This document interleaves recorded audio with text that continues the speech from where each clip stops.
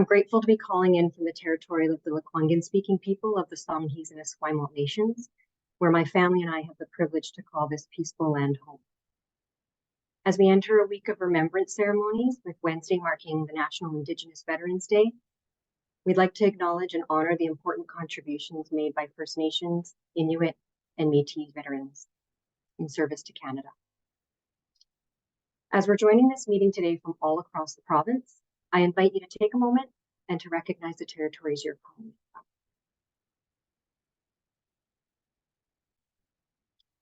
Today, we're pleased to have you all join us for the first of two ChildCareBC operating funding model test information sessions. The presentation will be the same for both sessions. However, you're welcome to join again tomorrow if you want to review things again or if you still have further questions. We're delighted to be joined by Minister of State for Childcare, Grace Lore, who will share a few remarks, and then we'll move on to the presentation itself and end with some time to go over any questions you may have. We'll try to answer as many questions as possible today. Before we begin, just a few housekeeping items. AI-generated closed captions are available, and you can activate the captioning by selecting the closed captioning button just at the bottom of your screen. This session is also being recorded, and that recording will be shared to the OFM SharePoint site later this week. The presentation we're sharing today will also be available on the practice call.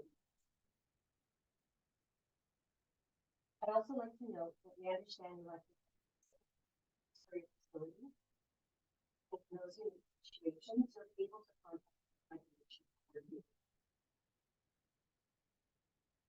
This information session is for general questions about the OFM tests that are more broadly applicable.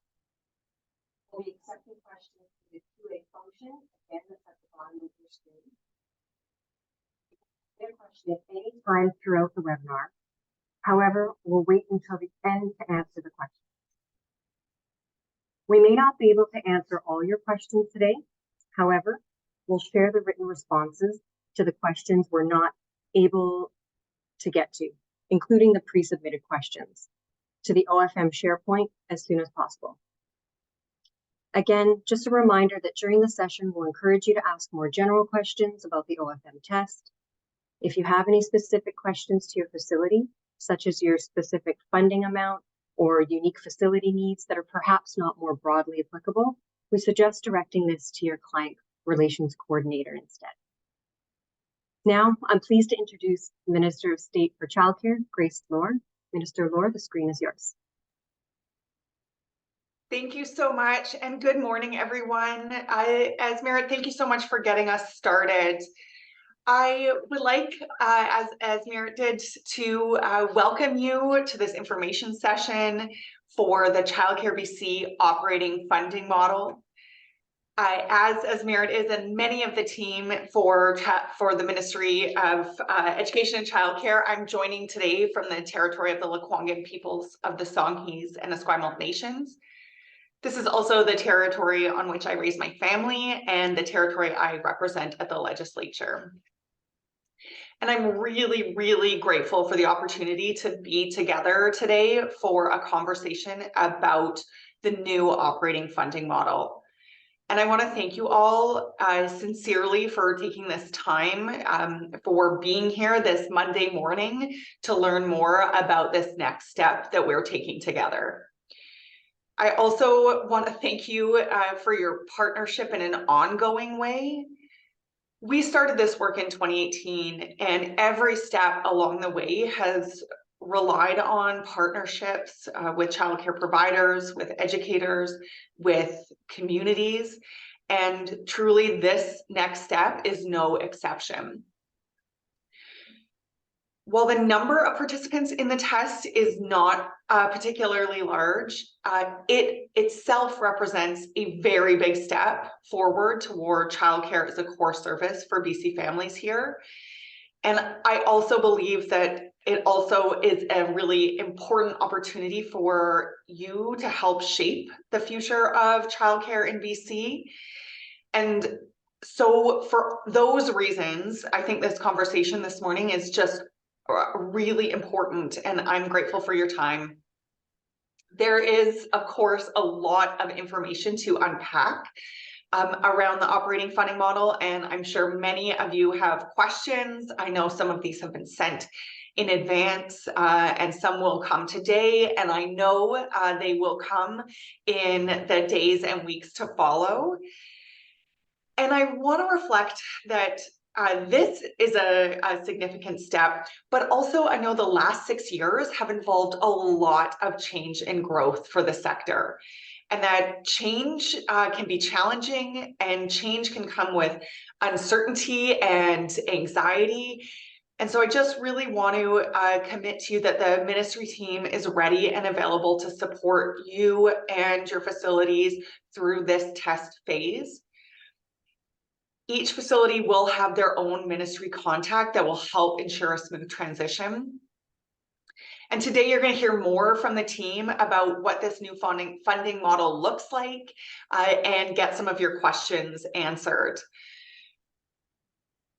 The questions that you have don't need to be limited to today. As I said, there is going to be ongoing opportunities for that connection to pose those questions and to get support. So again, to thank you for your willingness to work with the ministry, your willingness to partner with us to build a childcare system, to take that next step forward.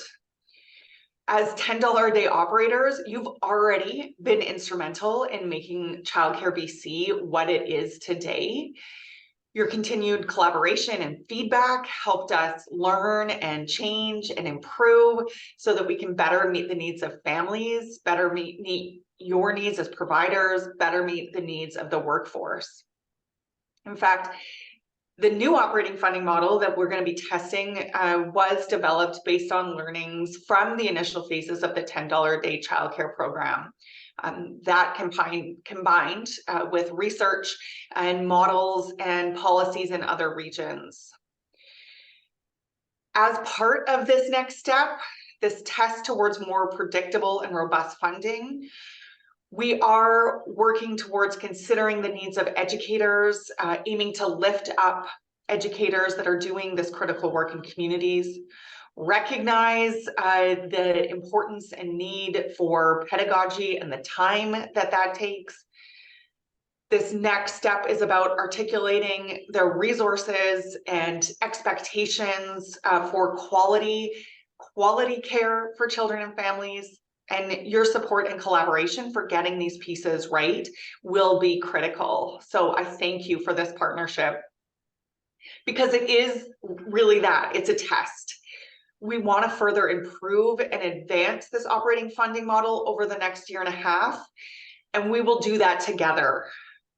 We also want to ensure that this is a positive change for you as operators and for the families and communities that you serve while we do that. So I'm really looking forward to continuing this work with you in the weeks and months ahead. And I appreciate a few moments at the start to speak with you, and really, again, to thank you, to share my excitement about this next step. As I said, I know there has been so much change in the last 6 years, and this is an important step forward. I'm excited about what it can mean to ChildCareBC, what it can mean to providers and operators and educators, and our ability to do this together, to get it right by you and your families and your workforce, will help us move forward to a broader rollout. So thank you again for being here today and for your ongoing contributions to ChildCareBC. I'm going to stick around and listen alongside you and be here to answer some questions as well. And maybe with that, I'll pass it back over to Esmeralda. Thank you very much, Minister Laura. So we'll now move on to the presentation portion of today's information session. Joining us today, we have Cal Parmar, the Executive Director of Operating Funding Model Implementation, as well as Julie Adams, the Director of Childcare Policy in the Affordability Pillar, and Sonia Yuvi Kalia, the Director of Childcare Policy in the Quality Pillar. As I mentioned earlier, if you'd like to submit a question, please use the QA function at the bottom of your screen and we'll use the time after the presentation to try to answer as many of those questions as possible. Over to you, Cal. Thank you so much, Esmerit. Oh, perfect, there's our slide. So I'm going to be giving a high-level overview of the OFM and what it is, and then I'll turn things over to my colleagues who are going to be taking a deeper dive into the model itself. And then I'll come back with the learnings that we want to get from this test in order to refine our model and help bring the rest of the province on board with it. And then, of course, as mentioned, the panel is going to be very happy to take your questions. So the ministry for the last several years has been engaging with our partners across the province.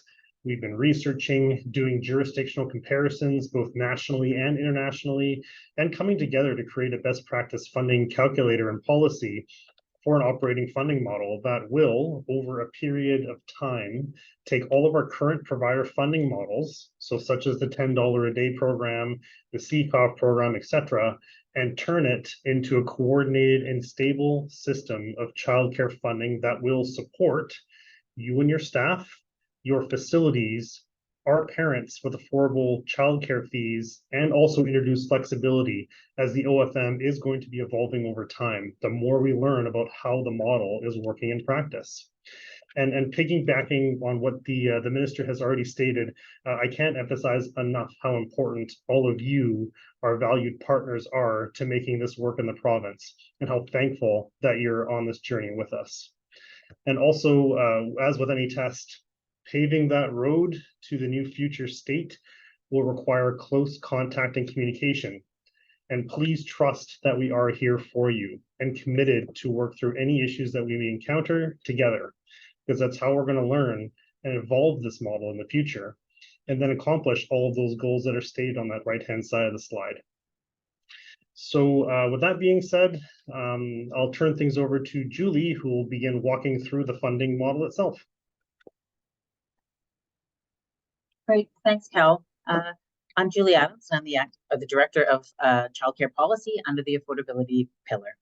I'm very pleased to be with you here today. So this slide provides a visual representation of the different categories of funding under the Operating Funding Model, or the OFM. Funding levels are based on a funding formula that considers inputs such as the number of operational spaces and the hours and weeks of operation. So as you can see, funding for core services, which is the large navy blue box, is the largest source of funding and the avenue through which providers will receive the bulk of their funding. Funding for core services is provided through base funding, which is divided into different funding envelopes, and allowances, which for the purpose of the test will be limited to allowances to enhance Indigenous cultural programming and a supports needs programming allowance. In addition to base funding and allowances, providers will be required to charge parent fees of $10 a day or $200 a month for full-time care and $7 a day or $140 per month for part-time care. I'll speak more to the different sources of funding for core services on the next couple of slides.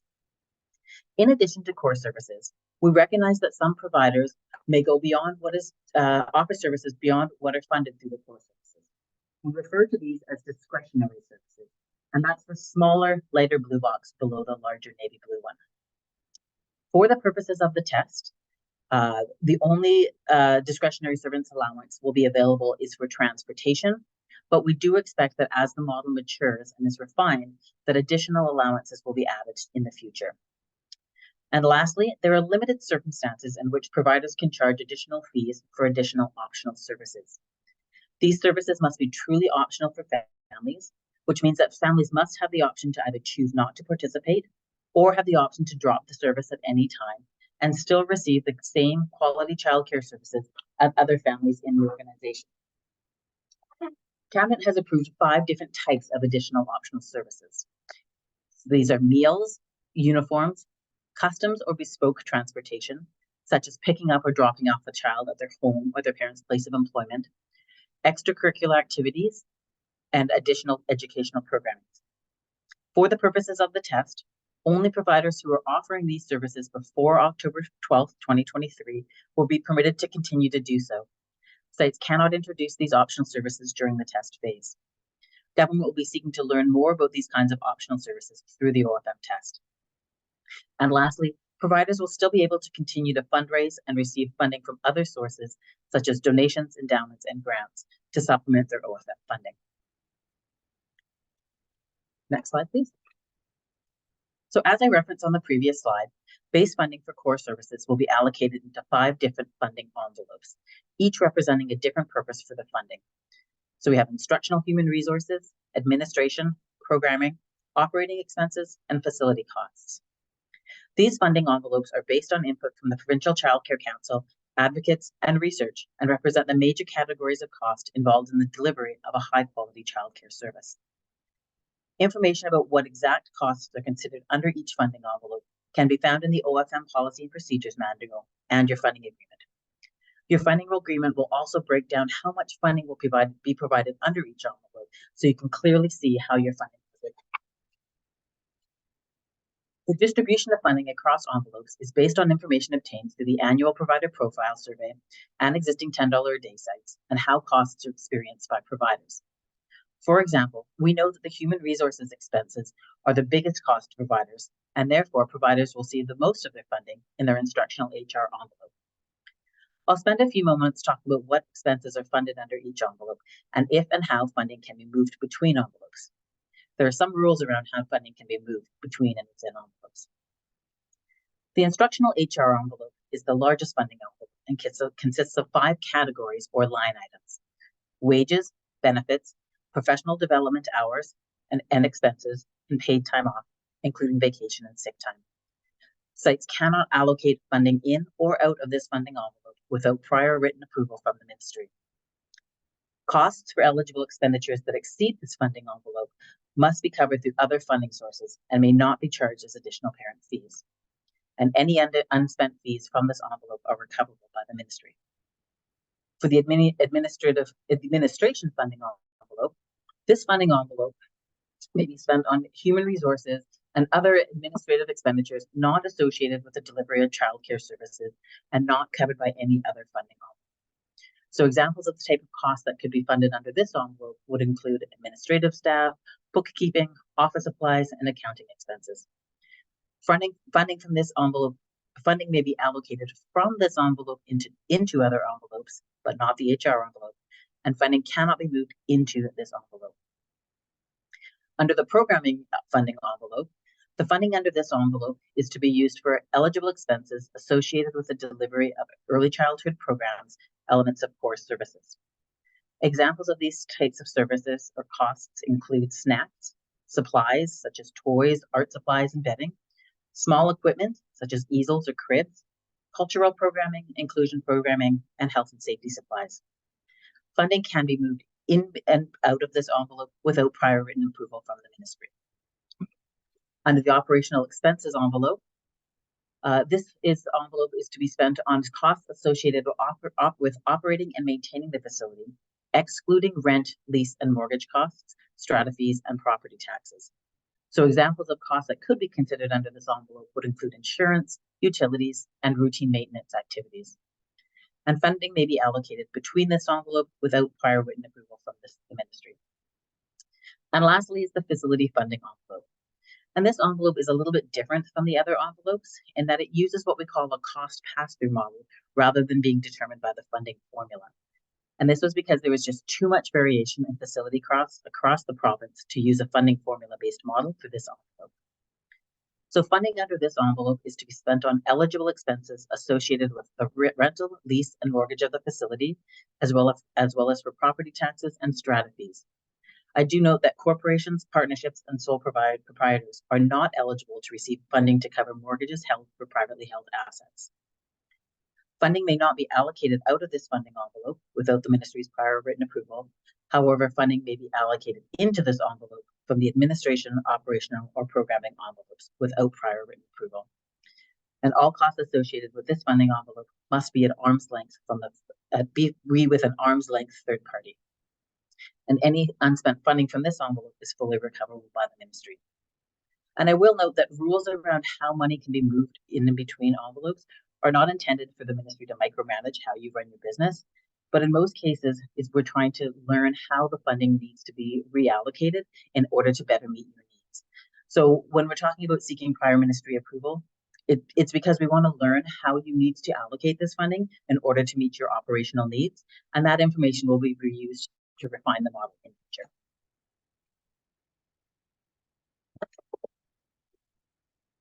So for core services, these are the services that all service providers are expected to deliver to meet the universal standard of a quality, inclusive, culturally safe childcare service. And as I just mentioned, providers will receive an annual funding allocation broken down across funding envelopes to deliver these services. In addition to base funding for core services, providers can also apply to receive up to $5,000 per year to fund additional support needs programming or Indigenous programming. These funding amounts are prorated based on the operational capacity of the facility. These allowances, if you can just click twice, I think the next two allowances will come up. Yeah, perfect, thank you. So these allowances are available upon request at any time throughout the course of the year and can be applied for via a form posted on the OFM provider's SharePoint site. The support needs programming allowance is intended to help childcare providers increase their availability to welcome children and families of all abilities by covering costs related to offering inclusive and accessible childcare services that are not covered by base funding and other provincial sources. Funding under this allowance can be used to fund equipment, program resources, or minor facility modifications to enhance inclusion for all children in the participants program, but cannot be used for staffing, including hiring support workers, or for individualized therapeutic or medical equipment. Childcare providers who would like to know more about when enhanced staffing, including support workers, may be needed should work together with their local supported child development and Aboriginal supported child development programs. Indigenous programming allowance is to be used to enhance the participants' delivery of Indigenous curriculum in collaboration with Indigenous peoples in their communities. It cannot be used for enhanced funding. Any unspent funds must be repaid by the participant to the province, and allowances may be incorporated into base funding in the future once we have a better understanding of how this funding is used. And lastly, discretionary services. If you can just hit the perfect. Oh, one, that's great, thank you. So we recognize that some providers may offer services beyond what is funded under base funding, and in some cases, government may want to incentivize providers to offer these optional services. We refer to these services as discretionary services because they are offered at the discretion of the provider in response to the community need. For the purposes of the OFM test, there is only one discretionary service allowance available, and that's for transportation services.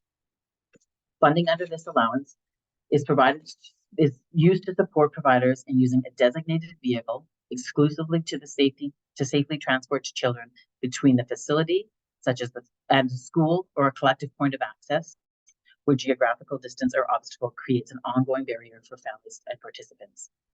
Note that it cannot be used for custom or bespoke transportation arrangements. Funding under this allowance is specific to the costs associated with operating and maintaining the vehicle and financing costs, fuel, insurance, and routine maintenance. Other costs associated with offering a transportation services, such as driver wages and traffic fines, are not funded under this allowance. Neither are activities not associated with the transportation of children, such as trips to the grocery store to replenish supplies. Expenses of these sorts would be funded under the administration envelope. Like the support needs programming and the Indigenous programming allowances, providers can apply for this funding through the form posted on the OFM provider's SharePoint site. Providers will need to project their annual transportation costs, and the allowance will be prorated and added to their monthly operational funding payment. And any unspent funds must be repaid by the participants to the province. And I'm going to hand over to my colleague, Sonia.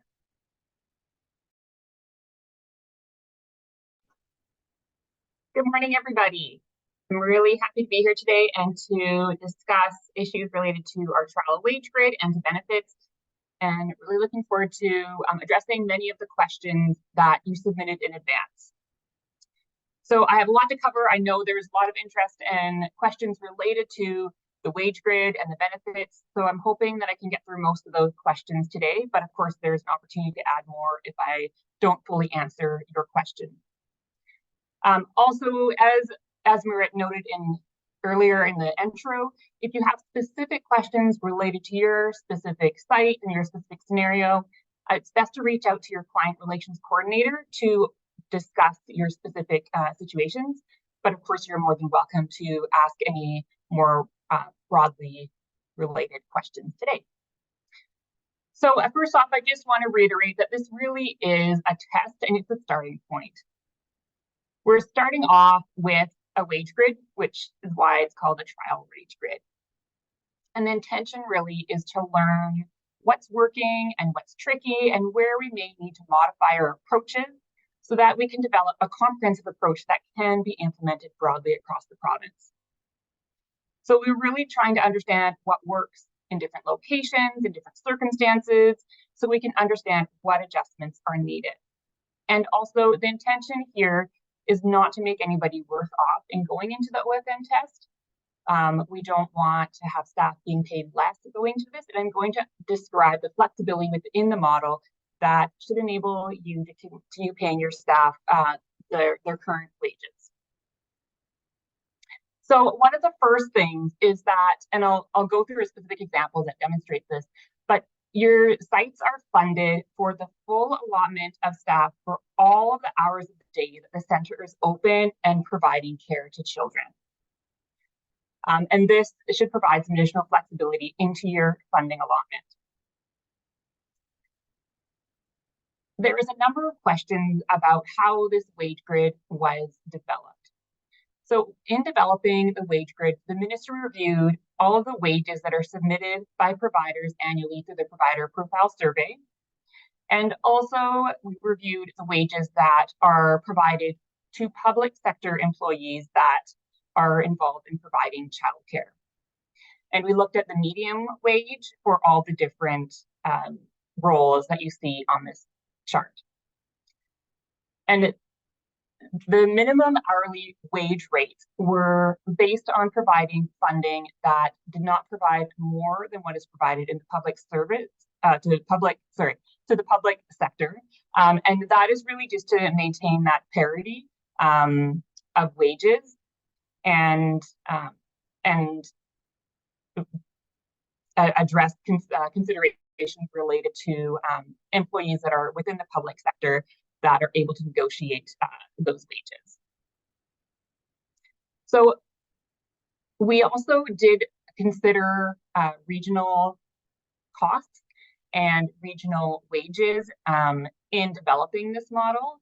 And at this time, it was determined not to develop any local wage supplements, but we do realize that this is an area that we need to understand better, and we'll be interested in collecting data through this test so that we consider and understand if that is something that we need to consider in a future iteration of this model. So one thing I just want to mention as well is that it's important to really fully review the funding that you have within your instructional HR envelope to understand the flexibility within the envelope and to understand if it's sufficient to meet your variety of needs to support your staff wages and benefits. And when Julie was talking about moving funding in and out of envelopes, what we did with the HR envelope was make it inflexible in the way that you can't move funding into the HR envelope without first contacting the ministry. And this is because we really want to understand if there are gaps in the funding that's provided under the instructional HR envelope, that we can understand them so that that's something that we can adjust in the future. So it's not, as Julie mentioned, intended to be punitive. We just want to understand what the need is and how much you're moving, why you're moving it, so we can understand and learn if that's something that we need to adjust in the future. So it is possible to move funding into the HR envelope, but you do need to have that conversation with the ministry and get prior approval prior to doing so. However, you are not able to move funding out of the HR envelope at all, as we really want to support, obviously, wages and benefits for your staff.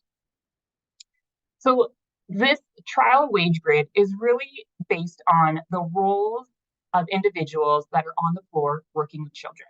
So we have an early child educator assistant, school age provider, and early childhood educator.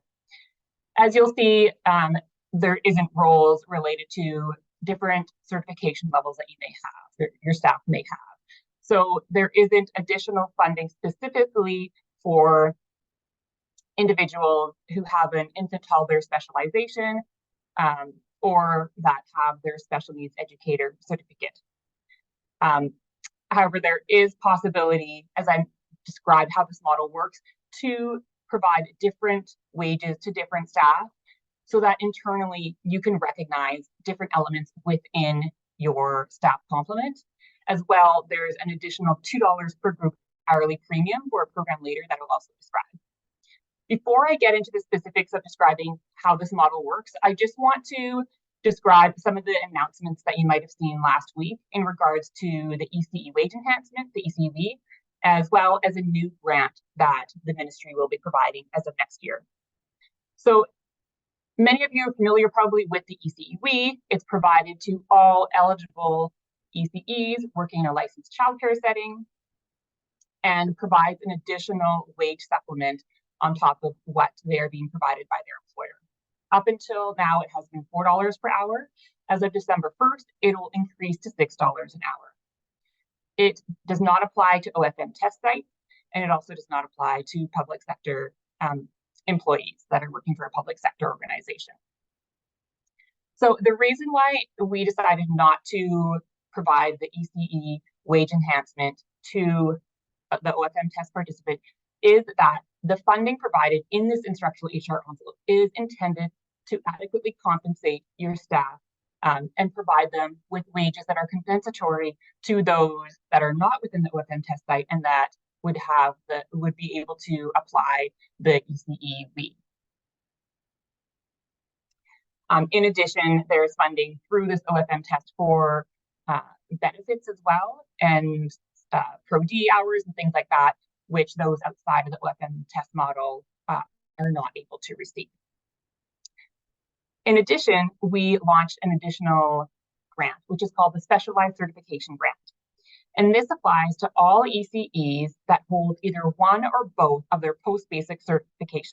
So if they have their IT educator or their special needs educator certificate, they can apply for this Specialized Certification Grant. This grant will open in January of 2024. And all ECEs that have these post-basic certifications are eligible to apply for this grant as long as they work in a licensed childcare setting or in an Aboriginal Head Start and are providing care to children ages 0 to 5 and have worked in those settings for at least the last 12 months. So this certification grant is applicable to ECEs that are working in the OFM test sites. They will apply for it individually, and it's not something that will go through the employer. So it is different from the ECE in that instance that educators will be responsible for applying for this individually, and they will be able to receive the grants. So $2,000 if they hold one post-basic and $3,000 if they hold both post-basics. And they'll be applying through ChildCareBC for that grant. You can let them know that more information about that grant will be available on ChildCareBC's website in December. Okay, so now let's go back to the wage grid. So there's a minimum hourly wage rates for the roles that are providing direct care to children. And the funding under this instructional HR envelope is only for those staff that are providing direct care to children and are working on the floor. There's questions about, well, what if I'm a manager? I sometimes work on the floor. I sometimes, do administrative duties. In that instance, your wages would be split between the number of hours that you spend in the role of an ECE on the floor. Your funding would come out of the instructional HR envelope. For the time that you're doing your administrative duties, your wage would come out of the funding under the administrative envelope. So it's really based on where you're working and where you're providing care. And how this wage grid was developed is that there's a minimum rate that must be paid to all staff that are participating in the OFM test. So you cannot pay below these rates. However, you are funded above those rates to recognize that there's variability and flexibility in how you may want to fund your staff. So the amount that you're receiving per each of these staff members is the funding level. So $23 for ECEAs, $25 for school age providers, and $28.50 for ECEs. However, this is not the maximum that you can pay your staff.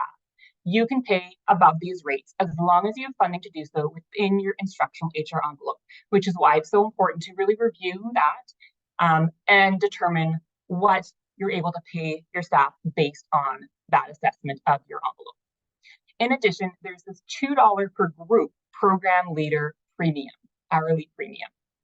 And this is intended to be applied to the lead ECE or the lead school age care provider for each group. So the groups are based on the group sizes that are as listed in the child care licensing regulation. For instance, for infant toddlers, the maximum group size is 12. If you have 2 groups of 12, then you would receive $2 per group for each of those groups. So you would have a program leader in each group that would be available to receive the $2 hourly premium. And this hourly premium is only provided for the hours that the program leader works on the floor. So during their vacation or sick days, while they're getting for the paid vacation and sick days, they're just receiving their base wage, but the hourly premium would not apply. The hourly premium would then apply to whoever is taking the place of the usual program leader, and they would receive that hourly premium. Or you could allocate it, you know, in the way that makes sense for your center. And I also wanted to explain how we determined these minimum wage rates and the funding levels. So it was really based on the role that the individual plays within the child care center, their level of independence and their level of responsibility. And this is similar to other wage grids that you'll regularly see for public service staff, that the wages that are provided is based on role and not usually based on education or certification level. And we wanted to mimic that here as well. This is based on the information that the ministry has available to us. We're able to determine who is in each of these roles. It becomes more difficult for us to, for instance, determine seniority, years of service, because ECEs and staff move around from center to center. We're not able to track how many years they have been and really easily determine their years of service within the sector. So that's why we have an additional funding level that enables centers to provide that additional funding to recognize things like years of service. The other thing, as I mentioned, that's not on here is that education level. And the reason for that is because the education level of staff does not directly correlate with the role they may be having in the center. So for instance, there may be an ECE that has their infant toddler certification, but works in a 3 to 5 center. There may also be ECEs with their special needs certification. While we recognize and really support that additional education that individuals are doing, and we think it benefits their ability to provide service, some of like the special needs certification is not a requirement and doesn't necessarily translate into the work that they're doing on the floor. In addition, it can get a bit tricky if, for instance, the lead ECE or the program manager doesn't hold these higher levels of certification, and if certification, individual certifications receive kind of a bump up, then they may make more than the program leader or their manager. So there's a lot of tricky bits that we're trying to navigate, and this doesn't mean that this is going to be the final wage grid, but this is based on the best information that we currently have available, and we're really hoping to learn through the test so we can adjust and evolve this model as needed to best meet the needs of all childcare centers across the province. And this is also, sorry, I'm still on that last slide, it's a long slide.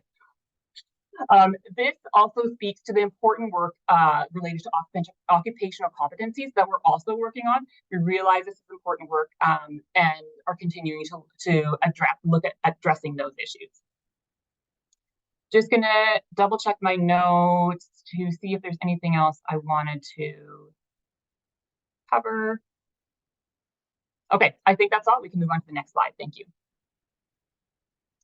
Okay, and this is funding for benefits, paid time off, professional development.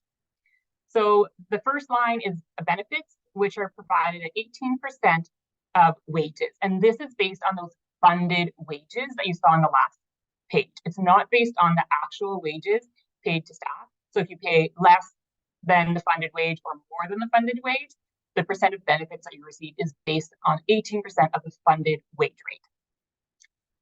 Paid time off, So obviously there's funding to support staff to receive funding for statutory holidays. In addition, they're funded to receive 15 vacation days and 5 sick days. And this is based on the minimum requirements under the Employment Standards Act to enable employers to meet the requirements under the Employment Standards Act for their staff. Then there's professional development hours. So these are annual paid professional development hours per FTE. This is all FTEs in all roles are funded to receive 15 hours or attend 15 hours of professional development courses.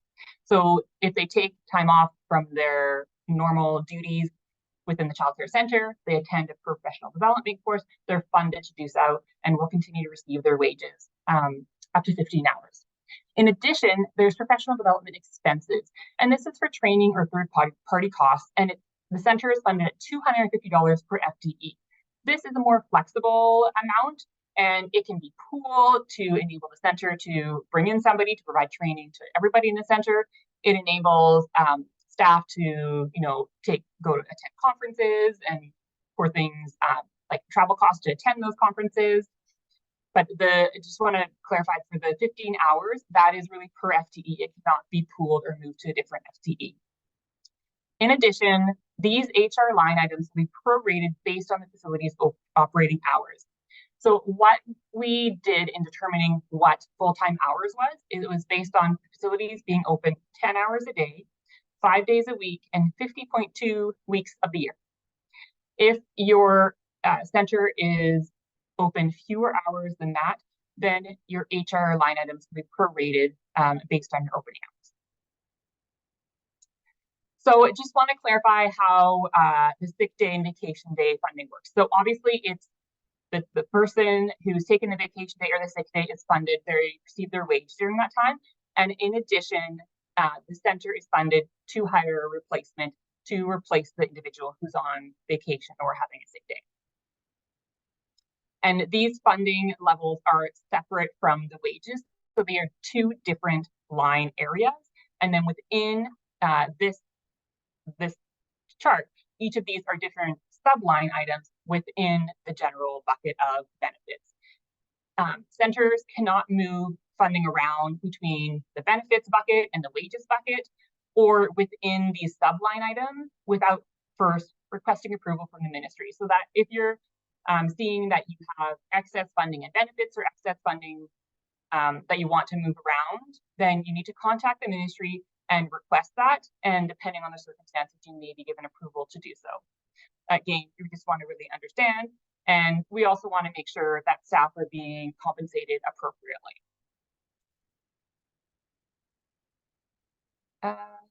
Let's see.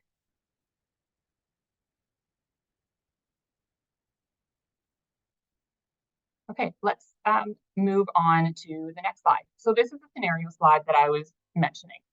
And this walks through what funding for a center could look like. And this is based on an infant toddler room with 12 children. So in this scenario, under the child care licensing regulation, there need to be 3 staff, 1 infant toddler educator, 1 ECE, and then 1 ECE assistant. So in this scenario, this center would be funded, or there would be 3 staff people working, and the combined salary for this group would be $74 per hour based on the funded wage rate. However, because the funding formula, as I mentioned, factors in all hours that are open, breaks, and overlap coverage, this center is actually would be funded for 4.8 FTEs for the hours that the center is open. So under that, you see the diagram, there's the minimum hourly wage at the bottom for those 4.8 FTEs.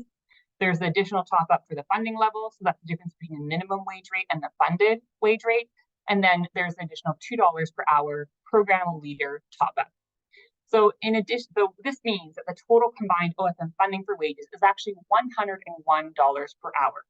So it is higher than the minimum wage rate for the salary group. So this then provides an example of how you could fund these individuals and what that would mean. So for instance, this center decides that they want to pay their ECE their program lead, infant toddler educator, ECE, $32 an hour. So the wage grid floor is the $25 plus the $2 hourly premium, so it's $27. They're funded at $30.50 per hour, so that's $28.50 funded for the ECE plus the $2 hourly premium, so they're funded at $30.50 per hour. But they decide that they want to pay their ECE IT actually a bit more than that and pay $32 per hour. Then for the ECE, their wage grid floor is at $25 per hour. They're funded at the $28.50 per hour, and they decide that they want to pay their ECE $30 per hour. And for their infant toddler assistant, the wage grid floor is $22 per hour. They're funded at $23 per hour, and the actual is $24 per hour. And then there's coverage staff, which the actual wage that they would be paid would be the wage grid floor rate. So we have the $101 per hour that the center received for these 3 staff. And the actual staff wages, when you add all that up, equals $86 per hour. So that means that they have an additional $15 for each hour that the center is open to use to support the other needs of their center. So the remaining funding could be for additional wage coverage for things like vacation, sick days, or other time off the floor. So as you'll see within this model, there is flexibility within the model, and the funded wage levels is not the amount that we're anticipating that all centers pay their staff, and there is flexibility to pay above those rates. You just need to make sure that you have sufficient funding afterwards to be able to cover those things like vacation and sick days, pro-D time, and other time that may be off the floor, as well as coverage and things like that. So that's how the scenario works. One thing also that I just wanted to cover, it goes back to the wage grid slide, but there was when I was talking about how the funding level and the minimum wages were set for ECEAs, school age providers, and ECEs. So I talked about level of dependence and responsibility, and that's why you see the school age provider receiving a higher minimum wage and a higher funding level than early childhood educator assistants, because while school age providers, we recognize that the level of education they have to have is less onerous, they do have an increased level of responsibility and independence because they are the lead in their center, and they are responsible for assuming the care of all the children in their center. So they have a higher level of independence and responsibility than early childhood educator assistants that typically would be working with an early childhood educator during their time when they're providing care. So they have a lower level of responsibility and independence. We recognize that in some situations, ECEAs may step in for the place of an ECE, but when we're talking about their general role in the center, they're generally working kind of in that assistant role and working under the supervision of an ECE. Okay, I think we can move on to the slide after the scenario slide, and I'll move it back to one of my other colleagues. Thank you.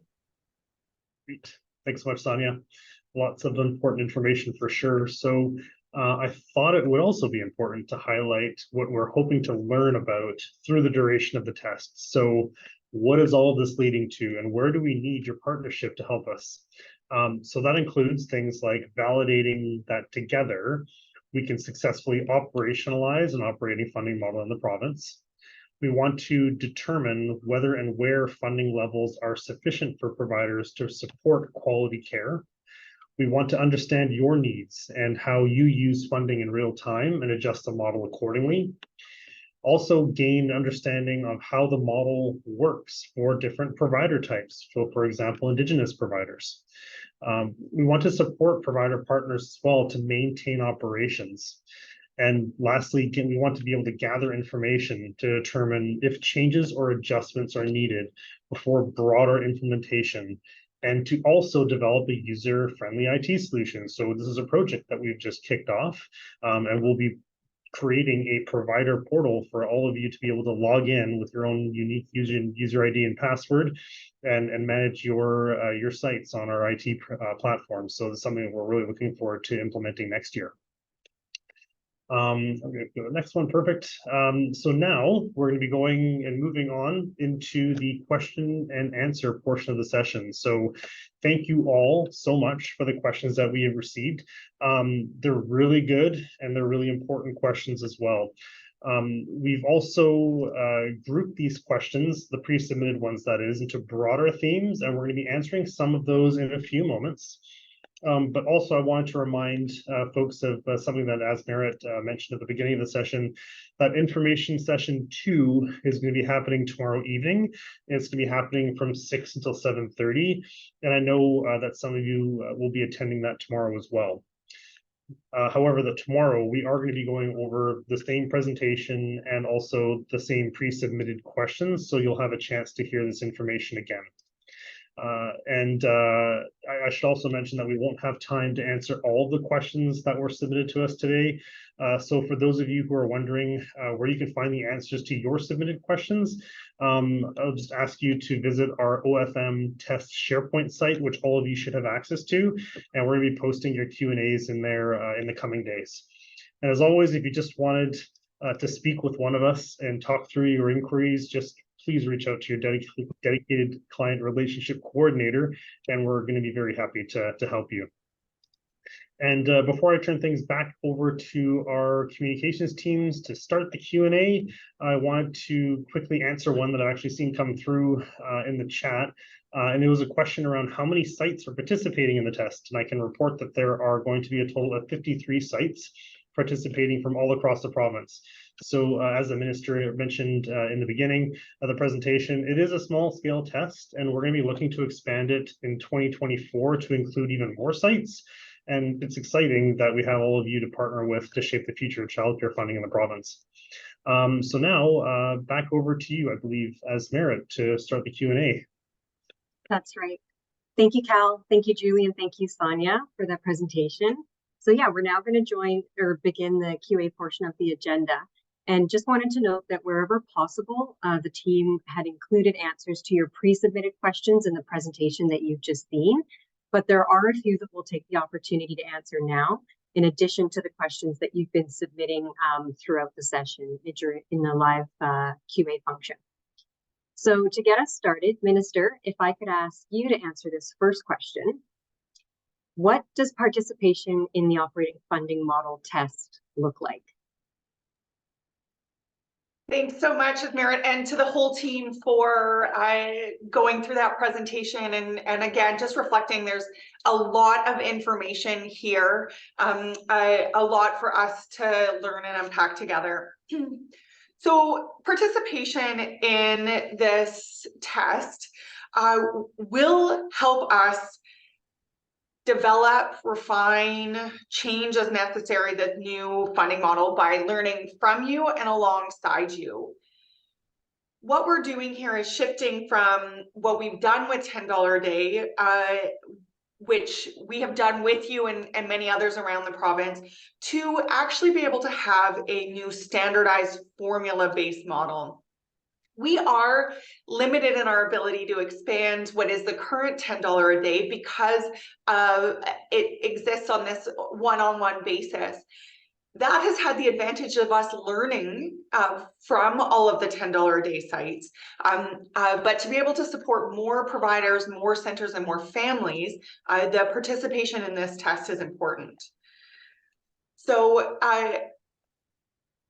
centers participating in this test will receive funding as described in these models. And as part of that, the team will be supporting you in this transition, being available to answer questions, but also we'll work through the challenges together.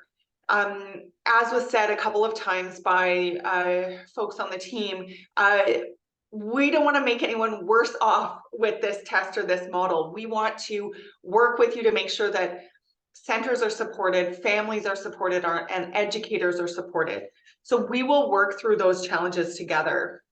And your experiences with the funding model, with the funding buckets, will and your input based on your experience, will fundamentally shape the future of publicly funded childcare in BC through this model. So I hope that's an all right answer to get us started off here with that important high level question. And I can see the additional questions coming in. So I know we're going to have lots of work to do to make sure that folks have the answers they need, again, so we can build a robust system and really support childcare across the province. Thank you, Minister.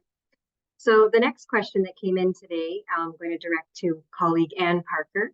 So regarding the office furniture and equipment within the operating funding envelope, is there a restriction like an annual limit, for example, $500, as it relates to recognizing capital asset additions per Canada Revenue Agency? Good morning, everyone. My name is Ann Parker. I'm the Acting Director of Procurement and Assurance, and I'll be pleased to answer that question.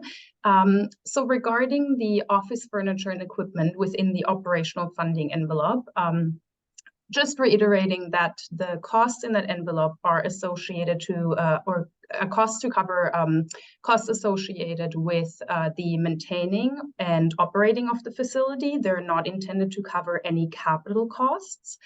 It's also important to remember the budget or the amounts that are allocated in the funding envelope. As you heard my colleague Julie Adams describe, there is some flexibility on how you can utilize these costs.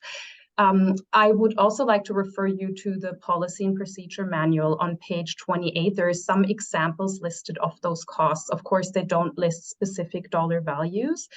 You can choose to use the CRA, of course, as a guide, as a guiding post. But important here to remember is that we still require your financial statements to be maintained in accordance with generally accepted accounting principles. So your definitions therein and sort of the levels that you determine would determine whether something is a minor operating cost or whether it's capital in nature. And again, some examples could include something like laptops, cell phones, some desks or chairs, sort of those minor costs. Again, not a predetermined dollar value, as we recognize that each facility may have different values, but meant to cover those operational expenditures. And please feel free to refer to that page 28 in the policy and procedure manual that provides a little bit more insight on that as well. Thank you, Anne. And for the next question, we'll bring it back to you, Minister Lohr. This question we've received in pre-submitted as well as we've been receiving now on the call today.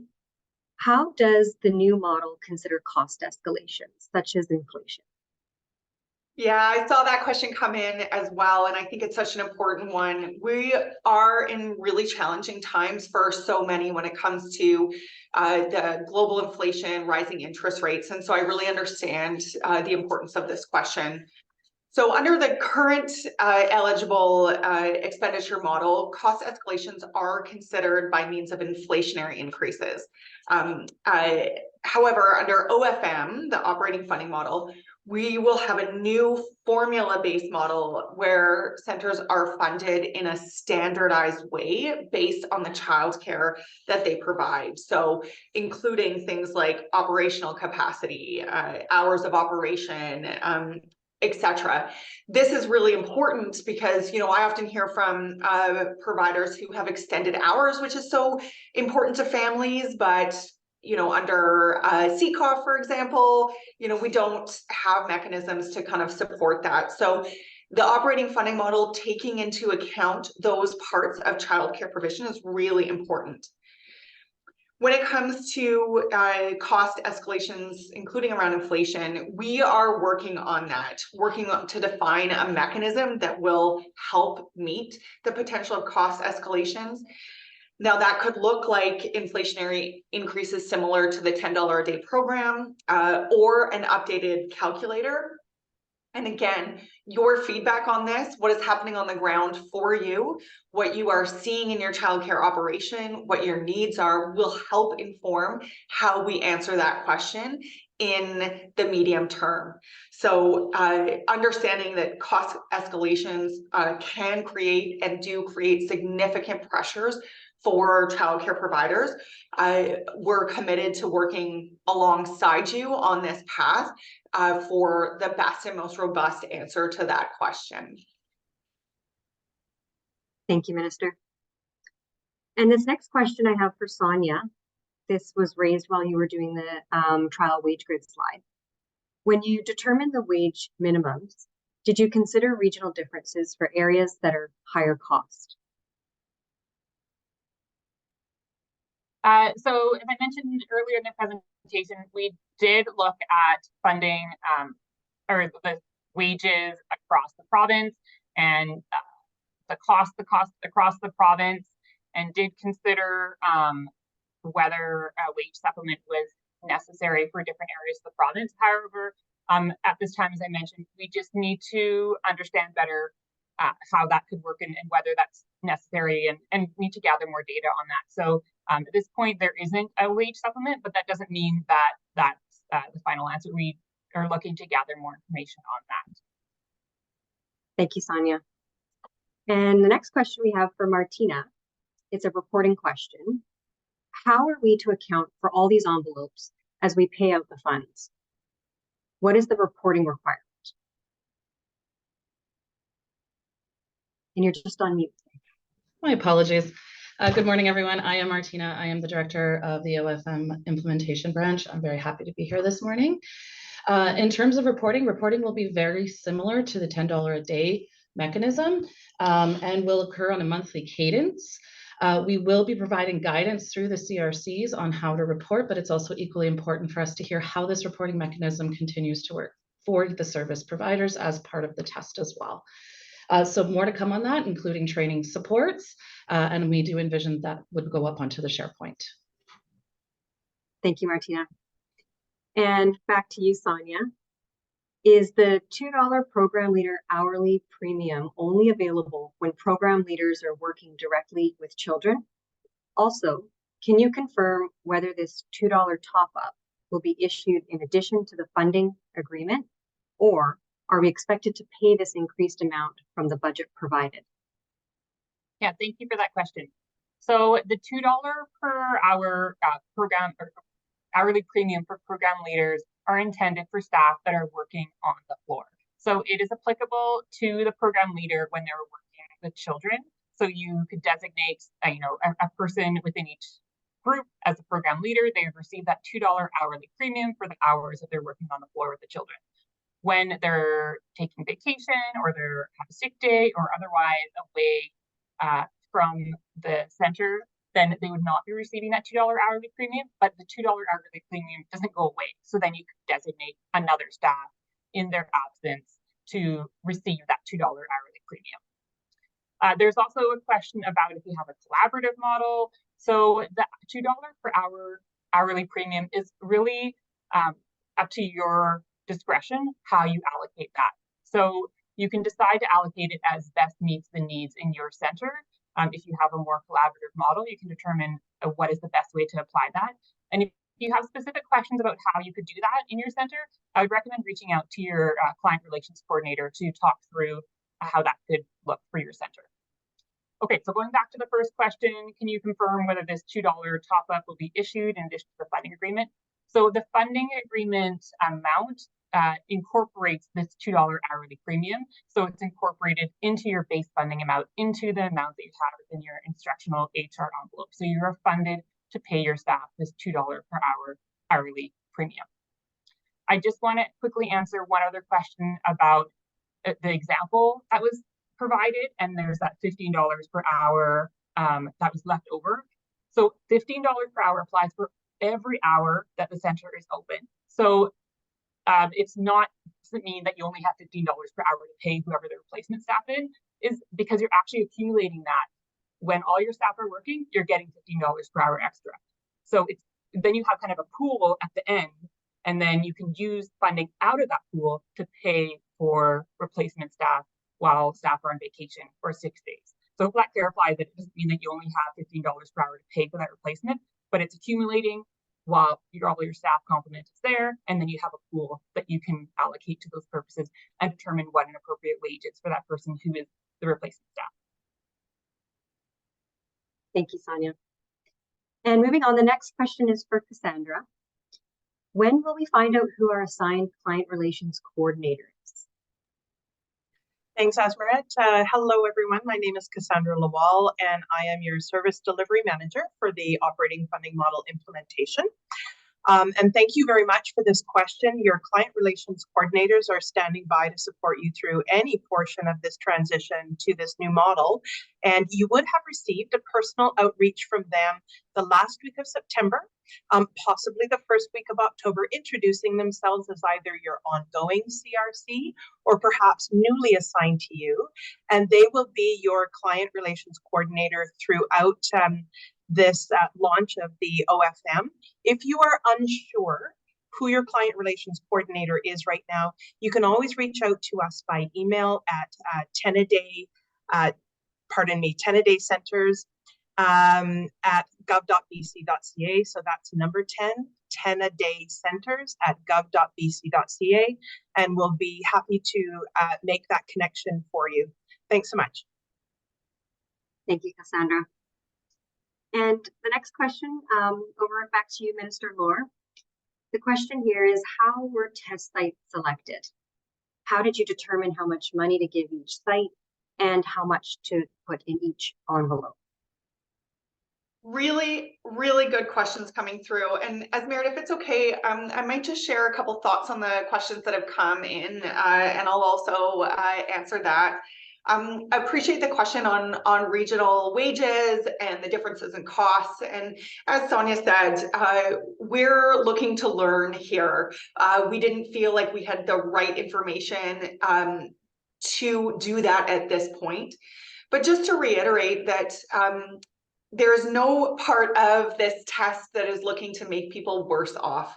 And so we will work together with centers. If you're in this process and identifying that regional variation or the particular impact, that is something we can learn from. It is not meant to and no intention to penalize or hurt people in this process. So that information will help us as we work together to address it. Similarly, the question on collaboration, a collaborative model, and that $2 an hour program lead. Even in the asking of questions, right, we start to learn about how your center does this work, how you work together as a team. And so that can also help us as we go forward. We have this $2 an hour top up, and we'll learn something based on how you use it and how you run your center. So I can already see the opportunities here for us to have more information through working with you, both as we collaborate on this, but also as we problem solve. Just to go to the question, as Maren, on how test sites were selected, we picked sites where we could have valuable learnings. And to maximize those learnings, we chose sites based on a number of criteria. So 0 to 5 age group with limited over 5.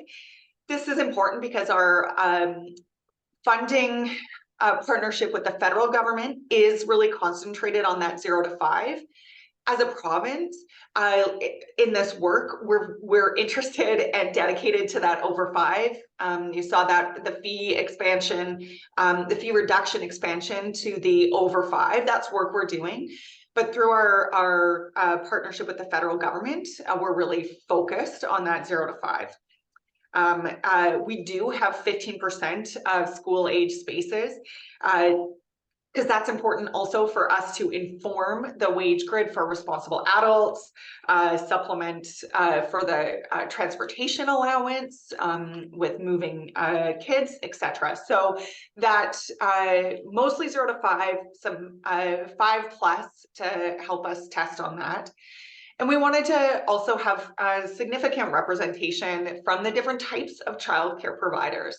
It's a diverse sector across our province. So needing to learn from not-for-profits, for-profits, and Indigenous-led $10 a day sites.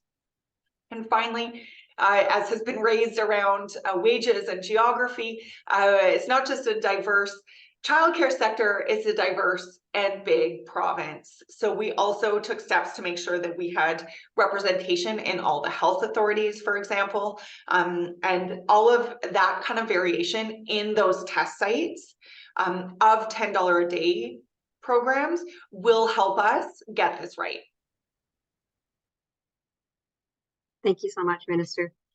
So the next is a funding question. So I'll pass this on to Julie Adams.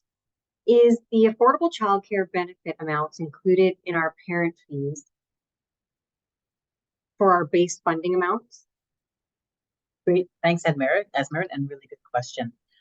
So like under the $10 a day program, parents accessing $10 a day sites are still eligible to receive the ACCB if they're eligible for it. It is not calculated into your base funding amount because we don't have a lens into which particular families are accessing services at your site. But those families would be able to apply for the ACCB, and that funding would flow to you just like it does under the $10 a day model, whereby you would then reduce their parent fee portion by whatever amount we provide through ACCB for that family. Thank you, Julie. And another one, oh, sorry, just got a different one coming in. Okay, so this next one's for Ann Parker. If this is only a test, why implement 3-year contract terms? Surely a 1-year contract would make more sense. Sure, thank you, Esmeralda. So you may notice that the 3-year contract term on your OFM test agreements is in line with your TDAT funding agreements as well. And I think the focus here really is the stability of funding.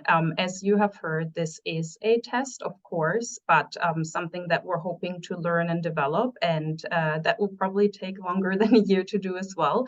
And the aim here of the 3-year term is really to provide you as providers with that stability of funding, of course, taking into consideration what you've heard Minister Lohr speak about and some of my colleagues as well, considering the learnings and incorporating them into these funding agreements going forward. Again, though, we do want to recognize that, staffing, even some operational costs, you may budget on an annual basis, but also have some longer strategic plans that you're trying to achieve. So that stability of funding is really important there. Thank you, Anne. And back to you, Minister Lohr. I see that an inclusion policy is required for my program. What does this mean? Am I supposed to submit it to the ministry?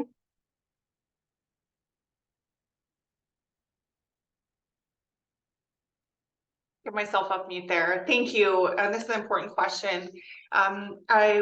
We want to ensure, and we have a lot of work to do to make sure that all children can access early childcare and early learning opportunities. And so we're asking providers participating in OFM to develop and implement an inclusion policy. An inclusion policy is an operational policy written by your center that can describe how the program provides inclusive care and supports early childhood professionals to practice reflectively. An inclusion policy will evolve over time as the childcare program evolves, without a doubt. The inclusion policy will outline the steps that providers will take to prevent or reduce exclusion or termination of children from the childcare program. It does not mean that providers must accept all children into their programs, regardless of their capacity to support the children's needs. And we are not at this time evaluating or reviewing providers' inclusion policies, but the ministry may reach out to providers participating in this test to learn more about your experience developing and implementing an inclusion policy.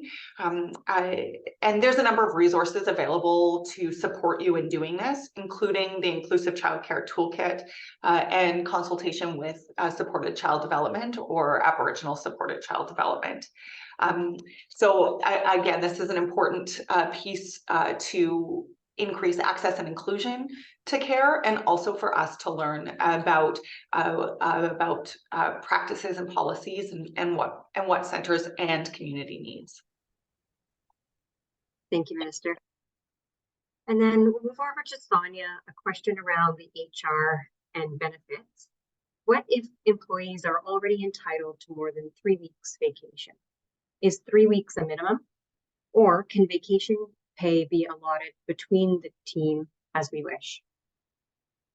Yeah, so really good question. Thank you for raising that. Just wanted to clarify. So obviously you need to meet the minimum requirements under the Employment Standards Act. Once you've met that, you may have some additional vacation days left over, and you can choose to allocate that to your staff in different ways. So if you have some junior staff that are new, you can provide them with the 10 days of annual leave and use that additional $5 to allocate to more senior staff if you want to give more senior staff more than 15 days of vacation days. In addition, as I mentioned, in the funding that you receive in overall through your introductional HR envelope, you are funded for all those hours of a day that the center is open. And there is some possibility that you may have some additional funding there that is able to be applied to providing additional vacation days. However, you need to connect with the ministry to request to allocate that funding to vacation days. So if you want to allocate additional funding to vacation days, that is a conversation you need to have with the ministry prior to doing so. So hopefully that clarifies that. Yes, thank you, Sonia. And carrying on with a funding question, this one's for Anne. Why have us split the parent fees into envelopes? Would it not be easier to put all parent fees into HR, as that is where most money is needed most and would save time and resources in having to split fees each month? Thank you for that. And I'm going to assume that this is in response to looking at your funding agreements and the table that's in Schedule B there.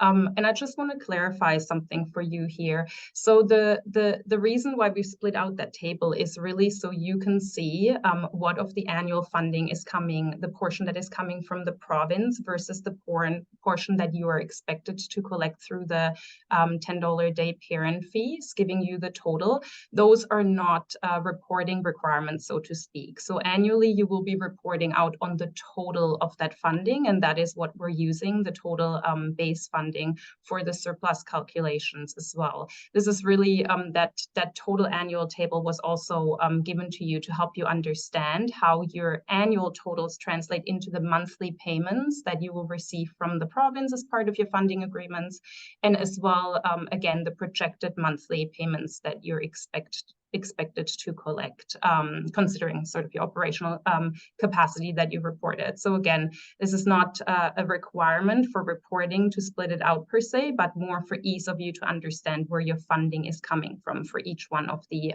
funding envelopes. Thank you, Anne. And while I have you, just another process type question. How often do we pay back funds that are not used?